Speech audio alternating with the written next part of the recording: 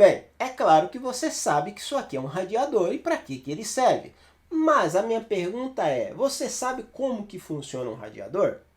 Bem, o radiador ele funciona como um grande reservatório e, além do mais, permitir a troca de calor entre o ar da atmosfera e o líquido de arrefecimento que está em circulação no meu circuito. Portanto, para que a gente possa entender melhor sobre isso, vamos aqui para nossas imagens. Bem, então vamos lá, eu falei da nossa válvula termostática, que a válvula termostática ela controla o fluxo de arrefecimento através da temperatura.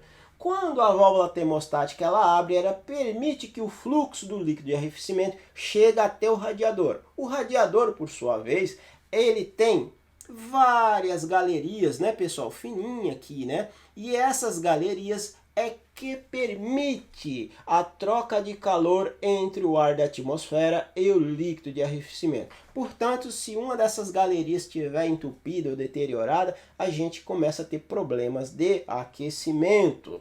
Mas uma outra coisa interessante é que jamais eu posso colocar qualquer radiador em um determinado motor. A engenharia, quando desenvolve o motor, determina-se a dimensão do radiador para cada tipo de motor. Porque se eu colocar um radiador muito grande, o líquido vai demorar para aquecer e uma vez que você demora muito tempo para aquecer o motor, isso caracteriza um maior consumo de combustível e maior emissões. E se eu colocar um radiador menor, além do que deve, o que vai acontecer? O líquido de arrefecimento vai ter uma passagem muito rápida, não dá tempo de fazer a troca de calor, retorna para o bloco do motor e isso pode levar a um aquecimento do motor.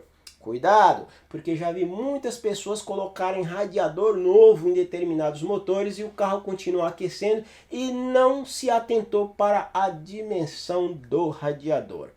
Bem, mas você já sabe que é necessário colocar água no sistema de arrefecimento, não é verdade? Mas qual tipo de água devemos colocar no sistema de arrefecimento? O correto é você usar o aditivo feito uma diluição com água desmineralizada. Ou, de repente, você já comprar o aditivo pronto para uso. Então vamos dar uma olhadinha aqui na nossa imagem sobre aditivos.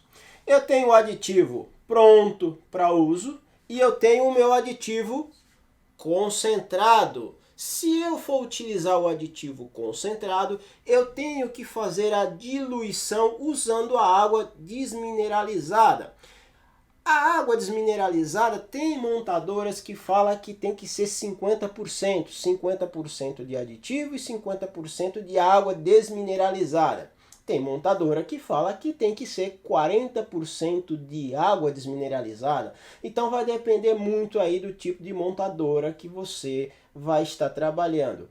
E eu começo a entender que o aditivo pronto para uso, ele é melhor porque ele já vem na diluição correta. Se você pegar e fazer a mistura em um recipiente para colocar no sistema, legal. Agora, você misturar diretamente no sistema, isso já não é muito recomendado porque por mais que você esgote o sistema, ainda fica alguns resíduos lá dentro, né? Então o ideal é você pegar e, se for possível, pegar o aditivo que já vem pronto para uso. Particularidades do aditivo. Os aditivos, pessoal, não é simplesmente por questão de colorir a água, né? Deixar a água colorida. Não, o aditivo ele tem várias funções. Então vamos lá, lembra que eu falei que a bomba d'água é uma peça móvel? Ela trabalha girando, então ela é uma peça móvel. A válvula termostática, ela trabalha abrindo e fechando, então ela é uma peça móvel. Então essas peças necessitam de proteções e de lubrificação. Portanto, se você pegar e colocar o dedo no aditivo e fazer e movimentar, você vai perceber que vai escorregar porque ele tem um determinado lubrificante. Então, o aditivo ele serve para lubrificar as peças móveis, ele serve para combater a corrosão em determinadas peças, ele serve para controlar a temperatura do motor e, principalmente, o que mais? evitar o congelamento do líquido de arrefecimento para aqueles países que têm uma temperatura muito baixa. Então vamos lá. Por que controlar a temperatura? Veja, o sistema de arrefecimento ele trabalha com a temperatura muito alta ou muito baixa, dependendo aí o tipo de motor. Então, se a gente não utiliza o líquido de arrefecimento, a água ela entra em ebulição muito rápido. O aditivo ele retarda a ebulição da água dentro do sistema de arrefecimento. Pode ver que o carro que não tem aditivo no sistema, qualquer temperatura que ele ultrapassa, ele já estoura a tampa do reservatório e começa a jogar água. Por quê? Porque não tem o líquido de arrefecimento adequado no sistema, né? O líquido de arrefecimento adequado lá no sistema para que controle-se a temperatura. Então, o líquido de arrefecimento ele faz o quê?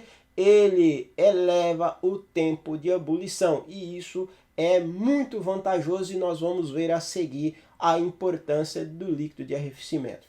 Vamos lá.